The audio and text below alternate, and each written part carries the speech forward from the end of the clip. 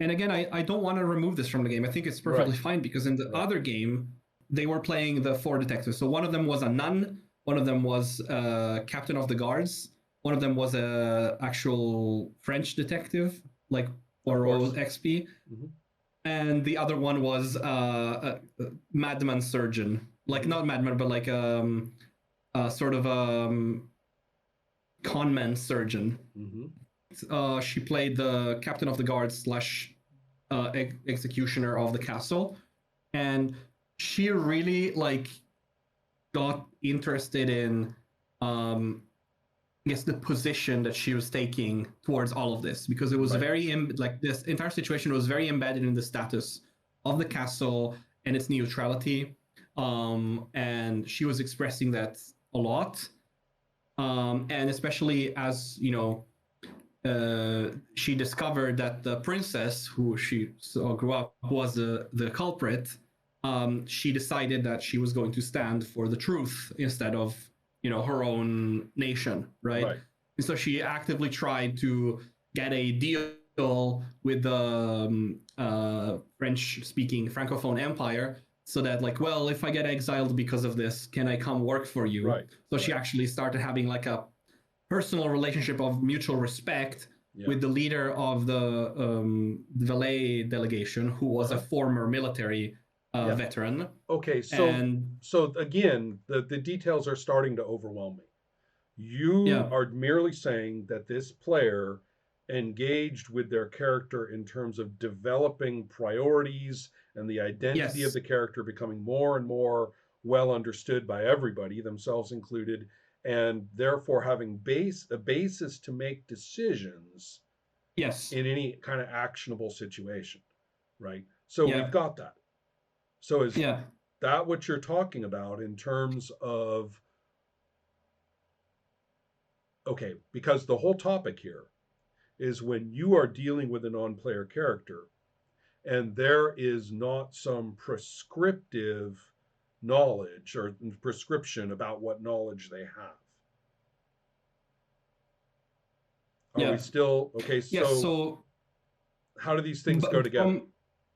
From my perspective, then I engaged with what she was presenting by this character, like the leader of this the delegation, Francophone delegation. She obviously had relationship with the character that was dead and other characters, but I essentially made her comment a lot more on things that happened in the castle and information that wasn't really written down that she had, but now she does. Well, she's that delegate's been there, right? I mean, it's not like they were right. So it wasn't written that she didn't have them. It's just like we didn't decide that she had them. I just kind of decided that she had them, and that allowed me to present a view of the situation that was interacting with what the player was bringing with their character in a very intersectional way, and particularly that's true. What I'm talking about is whether there's any criteria by which you would say, regardless of how convenient it would be and how much it would move things along and how dramatic it would be and how fun it would be to role play between these two characters, regardless of all those things, is there information that they do not have? I think that well, let me say why not. Yeah. I think that's important because unless you have something like that, criteria for information that they don't have, unless you have that, then you're definitely in the situation of saying, well, wherever they shine their flashlights, that's where the information will pop up. Right. Which is basically them buying their way through the scenario by being fun for you to play with. And that's not good. Yeah. Right. So I think that the information that I gave them is not like just anything about the prepared scenario, but it was information that like it was supposed to come from another character, right? But it was still still like stuff that was available by talking to people. Sure. So I just No, decided, right. oh hey, this character could actually know it. But Fuck it, right? do you see what I'm So it's getting not at? like Is they're not that gonna tell them making who the right? yeah Do you see what I'm getting at? Which is that making the decision that they would reasonably have this information is only valid if there is some criterion for information that they would not have. yeah And if you yeah yeah have that going on, then you can be more confident that the decisions you make about whether they might or might not have it are valid, yeah right? That's what I'm driving at. yeah that makes sense. Now, in terms of simply working with this, clearly you're going to be playing this again with this or some other. You told me you were writing more scenarios, right? Sooner or later, you're going to Yeah. have to escape this one and play another one. And Yes. and so when you do, it might be a good opportunity to say, okay, let's do that two black bands thing for the start, right? We know what they know and they don't know certain things for each NPC at the start, and recognize that those can become, there will be a gray area there no matter what. And even if we don't think there is, it can appear. And then Yeah. also, as the scenario goes on, those things are going to be adjusted, right? There's going to be something that at the beginning they didn't Yes. know, but given all these things that have happened, well, they might well know it now.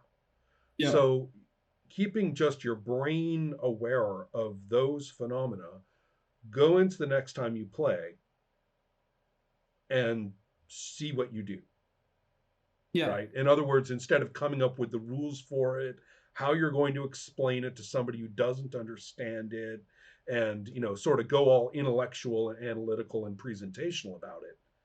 Stay in your own head and just do play in the awareness of this issue and see how it goes, right? Yeah. That's the really critical part, especially as this thing takes on more and more shape in your mind. um I've been warning from the beginning, look out for running off and trying to write it for others, and it's just a Yeah. good time for a reminder about that. Yeah. Everybody keeps asking me, "Oh, can I have the game?" And I'm like, Yeah. and also Lorenzo ran it on his own, which I thought was a. Think we need to play together because I think he's running off in a different direction. So, but anyways, Right. yes, I totally agree. Totally agreed. Regarding the, I'm sorry, I know you don't have a lot of time left, but I'm still kind of like a bit confused on like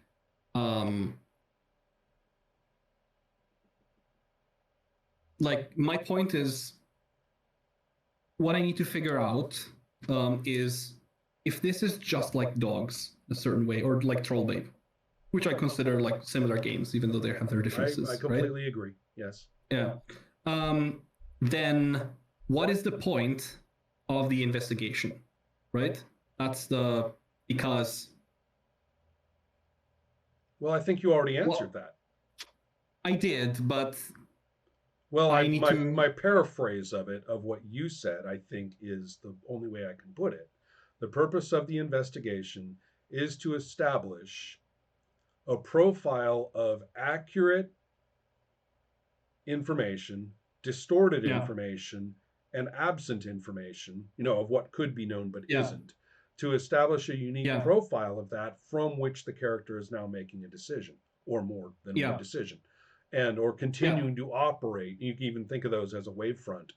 Just that's the purpose of the investigation, is for that to occur. Right. My question, which is like, I'm not saying that I don't have an answer. I'm saying that the answer is still not super clear. Mm-hmm. Is what is the point of adding mechanics in there, right? Because Right. Troll Babe does it perfectly well without. So why did I add mechanics in there? Is it just an exercise No, in it's saying? so clear to me anyway. I mean, I think what you've described as the mechanics is completely clear, because the role change both establishes the degree of that informational profile, and it Mhm. also establishes relationships and potential responses that the NPC may now take, and the player character. Yeah. But from the game master's point of view, the non-player character does not simply freeze, into immobility and get stuffed in the closet now that this scene is over. They can say, "Hey, that son of a bitch, he made me blabber, right? He got me off guard and made me blabber. I shouldn't have said that." And now they're going to go off, run off, and take action about that. Or they may say, "Oh God, finally someone I can trust," and now they stick to that character and are totally like their buddy, and the detective's like, "Wait a minute, get off me." Yes. Or whatever. Both of these actually happen. So. Yeah, I get that, but that's the value of the mechanics right there. Yeah. That's the value of. And remember, we should remember what we're really saying. We're talking about constraints upon outcomes that are not under personal control, so that balance is, or to facilitate that balance is experienced by multiple people. Yeah. Right. And so I think that is, I don't know how else to say it. It seems to me eminently clear that they should be there for this game, and also very productive. You've seen it be productive in play. Yeah. It's not like a question. Well, yeah, I guess I phrased it wrong, but what I know all of this. It's just that I think I'm a little bit maybe not as far as you when it comes to like being able to phrase it. That's what I mean with answering the question. I know that there's an answer. I know that I kind of have it. I know that it lies in the practice of the games that I've played. I don't exactly know how to express it or how to. That's the best I've got, so as far as expressing it is concerned. Yeah. No, but that all makes a lot of sense. Mm-hmm. And there's another issue that I wanted to talk about. If you have a little bit of time, there's this character that I really like. That I'm not exactly sure how Lorenzo was using it when he played it, which is something that I really want to ask him. But it's essentially this dumb inquisitor from the church. He thinks that he's an investigator, but he's just like really dumb and very fanatical, right? So he's essentially running his own thing to the player characters, and it's a early source generally, right? Because he either tries to help them, but nudges them toward stuff that he thinks is true, which is not necessarily the case. Or he gets into conflict with them and then somebody antagonizes him or whatever. He has his own agenda, which is mostly, again, going after specific characters that he dislikes. Let me summarize what I'm hearing. You've got this inspector character, this inquisitor character, and they are basically blundering around. And they're not subject to dice rolls like for investigation and stuff. You're just saying what they do and what happens, right? Yeah. Okay. Yeah. So the question is, frankly, whether this is a kind of desperation device of having some kind of antagonism in there, or some way to throw red herrings, or some way to kind of muddy things up as you go along. And in some ways, arguably, whether or not you feel you've used the character productively, it's a good idea to decide whether this isn't just fucking things up. You're just fucking around. I mean, you already have all these characters who are variously invested in what's going on and have their own secrets or their own different agendas, like toward the delegation and stuff like that. Why do we have this bull in a china shop wandering around unless you don't trust that the existing circumstances are enough to generate kind of a chaotic situation?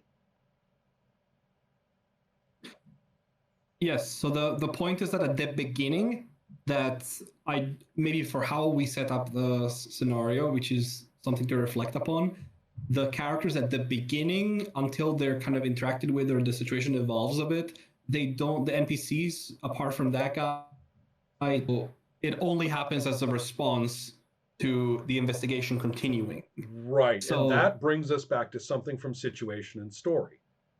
That people if they have something to hide, are going to act funny when they hide it. Yeah. Right? That they will be doing something. That if you have all of Yeah. your NPCs sitting there with everything exactly the way they want and perfectly covered, and the only thing that's going to change that is some player character coming up and the player guessing right that this is somebody to talk to. Yeah. If that's what you've got, then you have a non-active situation. So that's what I was saying. It seemed to me that with all those NPCs who are involved in the crime, one way or another, even if they're totally innocent and just want it to be solved, but they're all involved in the crime in one way or another, none of these NPCs should be standing still, especially not the killer. Yeah. And so Yes. if that's the problem, that you had conceived them all as standing still, and then you looked around and said, well, we need something to shake this up. Well, you're right, but introducing something to shake this up, external, isn't the solution. This is exactly, and in fact, in the game that went well, that character was not that used. Right. I do like him, and I like the interactions that we had, and there's I get all of a that. side story with Right. the church trying to get the alchemist secrets, right? I get all that, but the problem is that's another story. That's another thing. You need some Yeah. other scenario with some other dude killed whose secrets the church wanted, and have that be the scenario. Yeah. Yeah. Yeah. So, in the interest of in, time, can yeah. you tell me about? You kind of need to nail down what you're asking about having this character. Are you asking me whether this character should be in this scenario? I think you probably shouldn't, or that the other character need to be more active at the beginning. Well, it sounds like That both. it might be a symptom, maybe both. Yeah. And I don't want the players to essentially just kind of go action leaders, and they go to detectives and they're like, oh yeah, I think it's this guy. Right. Why don't you go and investigate this guy? He's really untrustworthy. And then everybody has a different idea, and it's just kind of to feed them, um, kind of some starting ideas of like what at least these four characters think about the case, right? And then there's four characters more in the that are not in the first. They're not in the first scene. But I always set this first scene up like this: that these go to the respective detectives and they start arguing. Well, it seems like actually there is enough whether to work with. in the our nation. Yeah. It seems like there is enough to work with without this fellow, shaking things up and having kind of this whole side story. Yeah. But that's just my view, and I have not played. I'm only going kind of by what I think I'm hearing, and so as long as we're in an experimental mode, if you play this one again, it might be interesting to play without him to see what it's like. Yeah. Yeah. But it would also be interesting to play with you at a certain point, because I think we're getting to a point that it's really difficult to describe what's happening. I mean, I agree. Obviously very competent at this, but it's becoming really difficult to describe to you certain things that happen in the Yeah, I understand that. game. Seeing it might be a really good idea. I agree. I'd like to do that. Okay, well, I must go. So, yeah, thanks a lot. Take care. I'll see you later.